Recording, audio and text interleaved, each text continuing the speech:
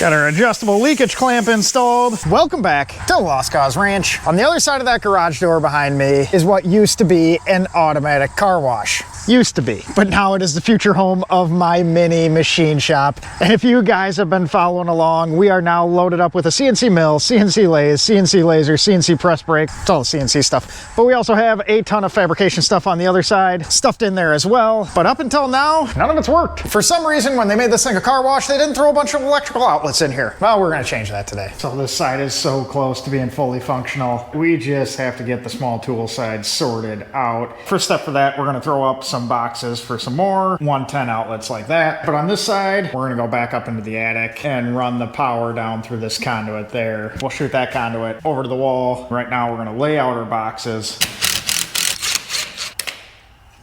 So we got one on the other side of the lathe, and what we're gonna do is jump 10 feet down, which should land us somewhere around here. And then from here, we're gonna jump 5 feet. And that 10 feet leaves us right about here. Then we're gonna hop from there down to the other side of the welding table, and that is gonna catch our little mill and any other 110 stuff we need at our little table.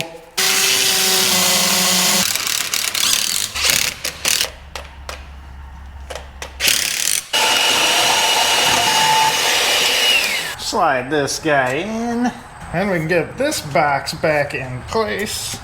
And get this longer one slid in. Maybe. I suppose we can probably get this guy out of the way too. Something like over here is probably a little more appropriate. You know, next to the mill and all. Now we can just grab it. Use it where it needs to be used. Not only are we wiring everything up, we are trying to declutter this side, because once it's all powered up, we need to be working in it. I mean, don't need to, but want to.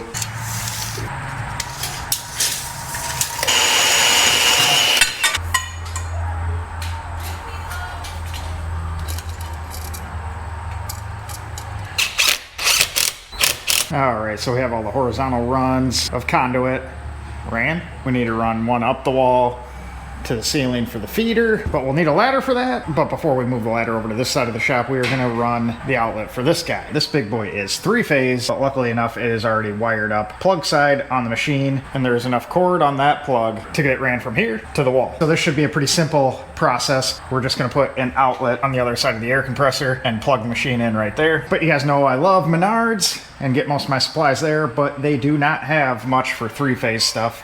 It's just not a common thing for households, so we had to order that plug online, and I'm hoping that this guy is the correct plug, because that would be super inconvenient if it wasn't. Good. I mean, it should be. I matched up an L1530 to an L1530. One would think that would work, but I've been wrong before. And like I said, it's gonna be super simple. For the mill, we're just gonna be able to run a piece of 3/4 inch conduit from this knockout straight across and punch a hole through the cinder block right there and put a box on the other side. So it'll be a nice short run. And even though it is 3-phase, it doesn't pull a ton of amperage. It'll be on a 30 amp breaker.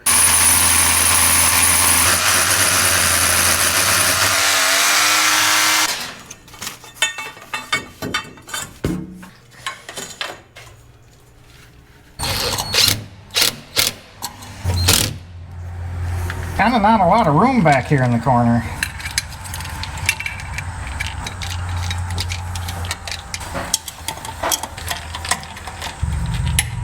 That guy's all good to go, tucked away in the corner. We're gonna wait a minute to plug this guy in and flip the breaker on, because as of right now, it doesn't not work.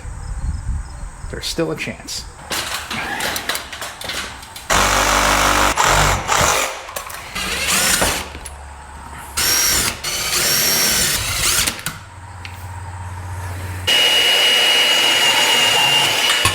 We got our little junction box up top, and that's where we'll feed in from the attic. Just need to kind of finish piecing this guy together. 35 1/4. That guy I just cut off is 2 inches short.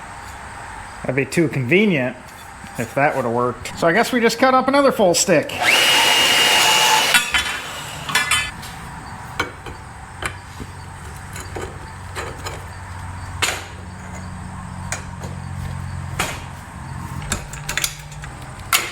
Need to move the ladder over a little bit more. Right about there. Today is sure a lot nicer than it's been in the last couple weeks. Quite a bit cooler. It's gonna be much nicer when we get to the point of going back up in the attic and running the wire down.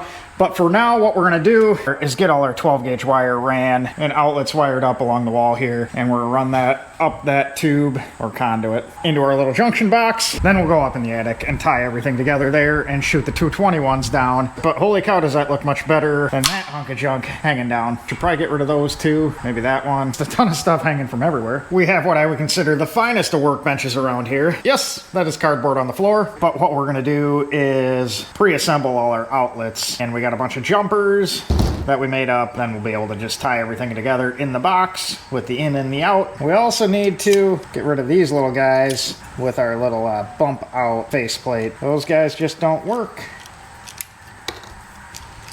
I don't have a whole lot of tips in the electrical world, but the one I do have is if you're hooking with a loop, make sure you got the loop like this. So when you tighten it, it pulls your little hook in tighter. If you do it the opposite way, it has the tendency to want to spit it out like that.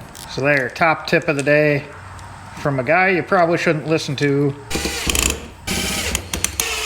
So there we got the 4 made up that we need. I'm gonna set this up a little different than I set up the old shop at the ranch. At the ranch I had all the left side ones on a separate circuit from the right side ones. But for this guy over here, I'm gonna put those 2 on one circuit and these 2 on a separate circuit. Just kind of isolating the front from the back. They're all 20 amp circuits, so that should be plenty. That way the mill and the lathe will be on completely separate ones and no chance of plugging them into the same ones, which would be a possibility if we ran them left and right like I did at the old shop. Like I said, I'm trying to do this a little bit simpler and not quite overkill like we did at the ranch.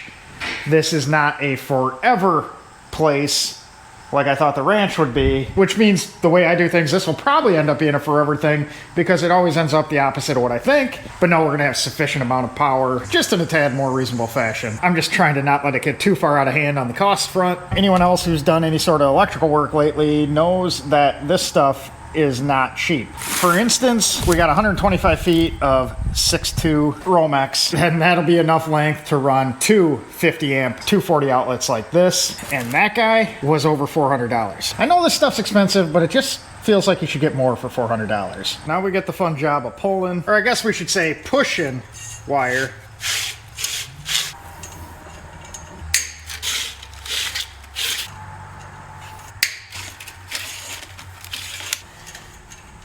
This outlet down by the mill is the end of the line, so we can wire this guy in and close this one up. So that one's in. This next run is going to be a little bit longer. We got to go behind the lathe, through this box, to all the way up here at our junction box.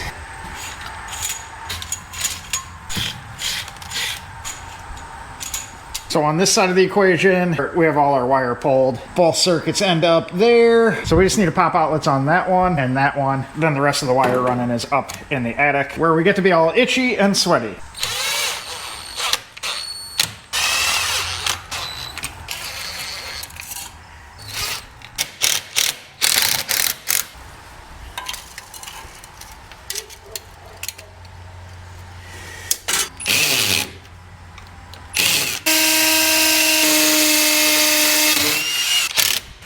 The cinder block walls are quite a bit more work to attach stuff to. Do miss wood for that stuff, but we did invest heavily in tap cons, so there's that. But those 2 boxes there are going to be our 240 volt plugs. This one there will feed the CNC plasma. That one will feed the welders. And in my infinite wisdom here, I forgot to turn the microphone on. But what we're doing is punching some holes through the tin to get up into the attic and running some conduit down to those 240 boxes. You can see it just runs straight up. And we got to do it to the other side. Little pilot hole, bigger hole, and some conduit. Maybe. Yep, got it in there. Now the rest of the wiring job pretty much has to happen up in the attic. While we were at Menards, we did grab this little $4 fancy light bulb. You know, because I always prefer to see what I'm messing up. These little guys are kind of cool. So we got to find where that conduit popped up underneath the insulation for those 240 outlets. Should be like right there and here. Yep, one right there. So what we'll do is run that Romex in the V of the trusses right there with the rest of it and pop her down through. So I took that chunk of flexible conduit back down out of the attic and I preloaded it with the wires that we need and the extra length out the other end to go down into the box.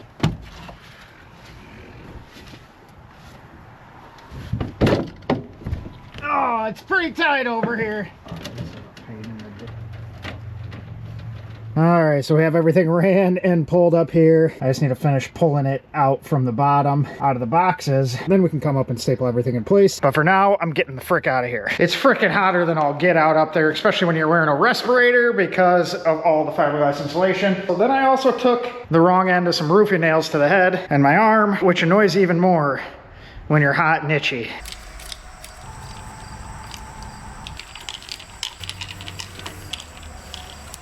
One 240 outlet, second 240 outlet. All right, let's see if we actually have some power.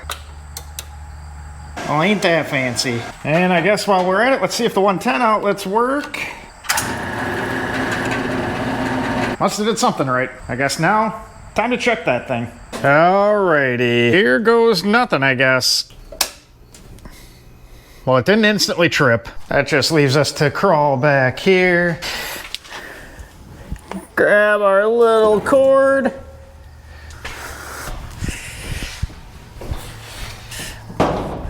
Which is somehow stuck on my welding cart. So crawl back here once again.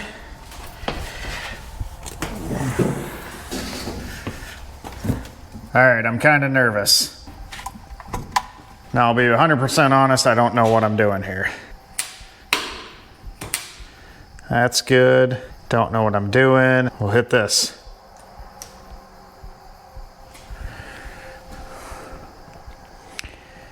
Nothing. I mean, to be honest, I don't know what I'm doing.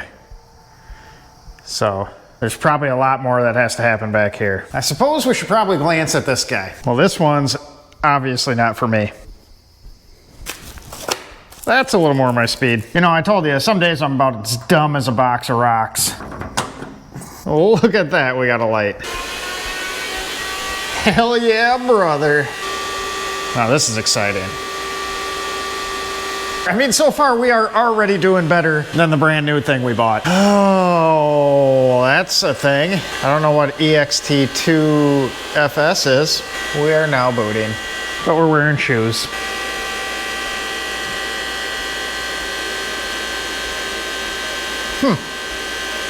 I mean, I suppose I should probably fix that.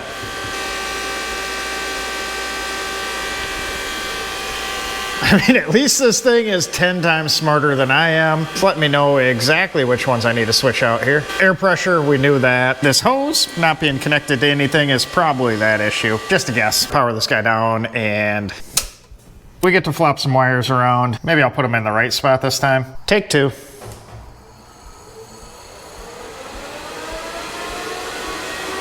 I mean, it is comical that I missed the big switch on the back. If we flip to operation, first thing to turn on the power is to turn on the switch. Frickin' novel idea. But look at this, we are rocking and rolling now. If you hook all your wires up in the correct order, it works better. Like I said, never really mess with three-phase stuff. Luckily enough, the machine was smart enough to tell me the dumb things I'm doing. I don't know what to do from here, and this thing is super low hours. Look at that, 1,749 on total operation time. It's been turned on 894 times. If that's a lot or not a lot, I'm clueless, but I would say that doesn't seem like a lot. So I think tomorrow we need to run to my favorite store so we can get rid of this air pressure too low. I'm also super impressed the date and time is like within 10 minutes. Pretty wild.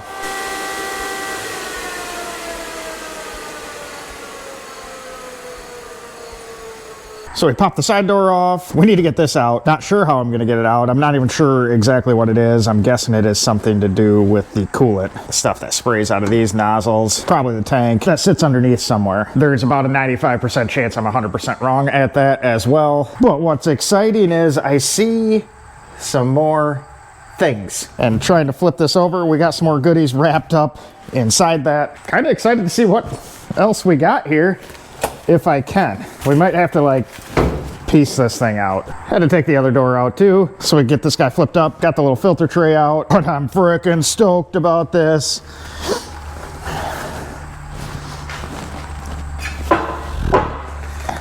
Like I told you, I didn't even really know what I bought, but we got a couple BT30 tool change clamps. And those guys are what we use to hold these guys in place. That's gonna let you switch out the tool in the tool holder and tighten everything down correctly. We also have a bunch of bits that I don't know what they belong to. And thankfully, we also have our little pads that go under the leveling feet, so we can get rid of our 2x4s and fix the fact that this thing sits all cattywampus in there. I thought I was gonna have to make something because I didn't think those came with it. Maybe a guy should have pulled everything out of the machine beforehand. It's probably a good way to figure out what you actually got. We got everything emptied out. That's just an empty box holding the door open. But we have one last package to open.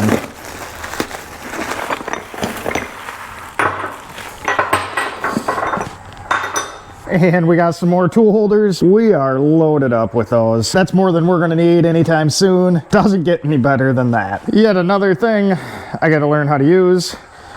Looks like it's missing a piece, but I'm guessing what's actually missing is my knowledge on how to use it. There's some knobs. Oh yeah, see? Feel like that's a thing. I can lock that down. Oh, now we're solid. But essentially what we'll do is find somewhere to bolt these guys down, and then that holds that tool holder in place, and we can properly torque and fit our new tools. All right, what we're gonna attempt to do here is get some gloves on so we can grab these oily things. We're gonna attempt to jack this guy up, get our pads underneath our little leveling feet. See if we can roughly level this guy. A smart guy would have unloaded everything out of the machine when we had the forklift. Be way less sketchy. And I think with the slope of the floor, we can almost safely max this foot out.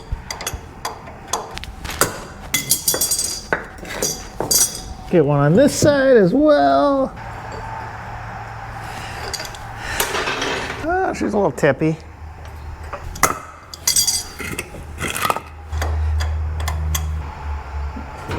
So all 4 feet are sitting on the pads, and it already looks much leveler, much more level than it did before. We still got a little bit to go. We're just using that level to get us roughly in the ballpark. We'll have to get ourselves an actual like precision level, something designed to level these machines out before we start making real parts on it.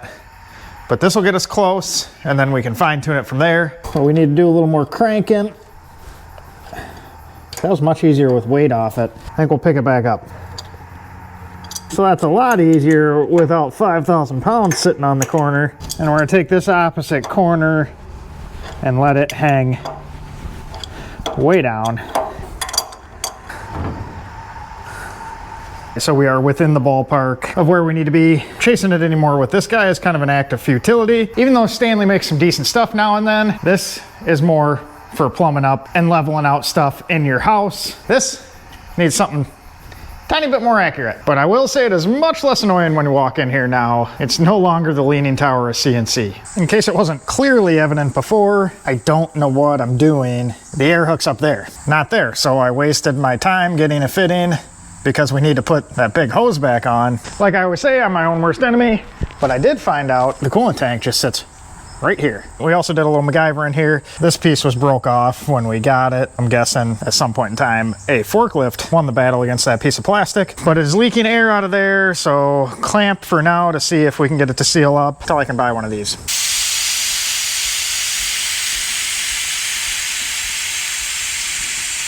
Got our adjustable leakage clamp installed. We'll hit our switch again. Hit our other switch again.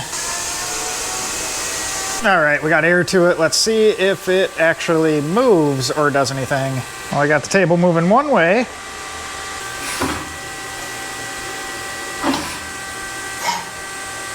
Ooh.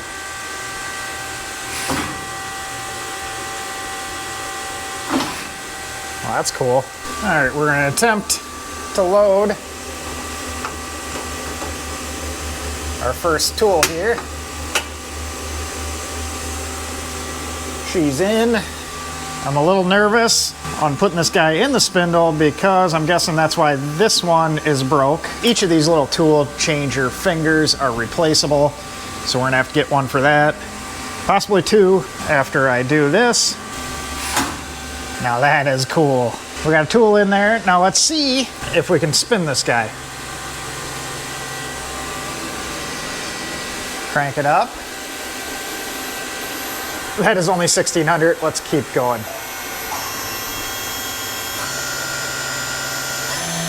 Wow. So that's 10,000. That is the max.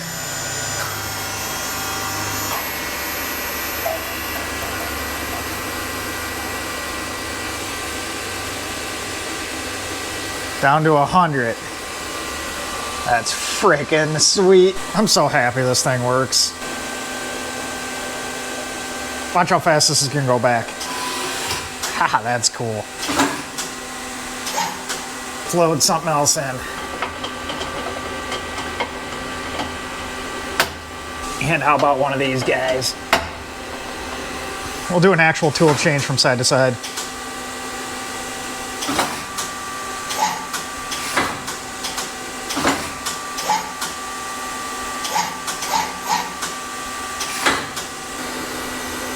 Wow, this thing is super clean inside. Got some extra bits, lockout padlock, some zip ties. Danger. I just wanted to see what these guys are for, but I'm guessing by the look on the table, we got a vise here, and I'm guessing we may have had like a 4th axis. So another motor that would spin almost like a lathe, but not fast. I'm wondering if that is the wiring to control that. I want to figure out this. So that is our control door box open close switch.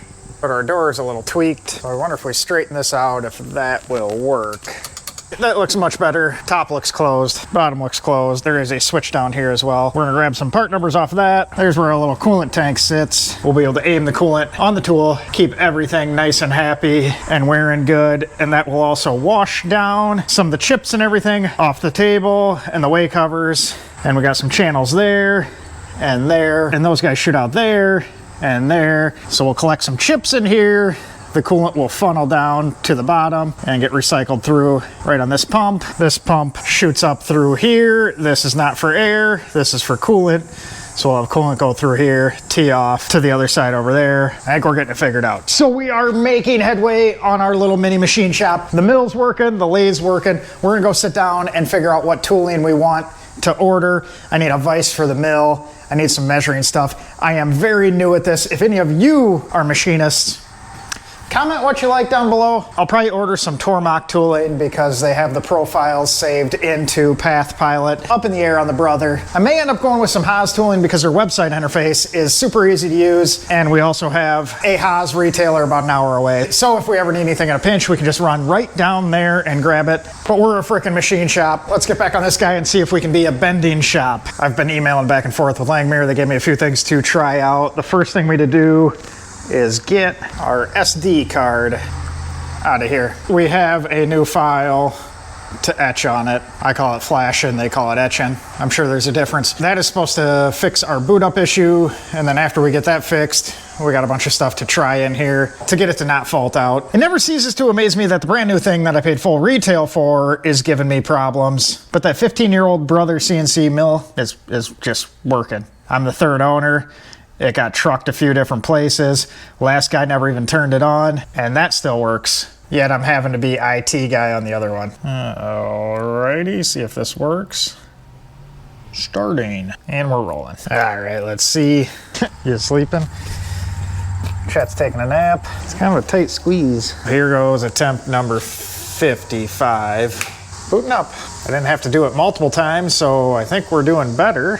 Took a couple minutes, but we are up and rolling. All right, so now we got a bunch of stuff to go through. Now that the software is working, they want me to bleed the hydraulics. All right, so it's currently doing everything it is supposed to be doing. I think we might just try a simple bend again once, and maybe it was the corrupted SD card the whole time. Why the frick not? All right, for some reason it just goes and kills the hydraulic power on its own, so we're still no bueno. I'm going to send back all the info they wanted after doing this type of stuff. See what they come up with. A little disappointing still, but hey, it's the way she goes. But we are finally ready to start rocking and rolling in here. We have our little mini machine shop pretty much all set up, ready to go. Minus that guy. But at least for the time being, we have the manual brake. That thing can't screw up in the same fashion, but the laser's wired up. The lathe is running. The mill is now running. We have air. Manual mill. Welders are rolling. This guy's back in action. Needs a little cleanup though. Lathe is working. We got our little 110 stuff flying, and we're ready to start cutting some stuff back up again. I do need to make a cart for the bender though. But this has been a long time coming. Even our nice shop at the ranch didn't have a setup quite like this, and it's a good thing that we got that now, because this guy is needing a little bit of attention in the modification department. With that being said, appreciate you guys watching, appreciate you subscribing. We will catch you on the next one. We weren't just messing around in here though. We did get a little bit done over on the other side.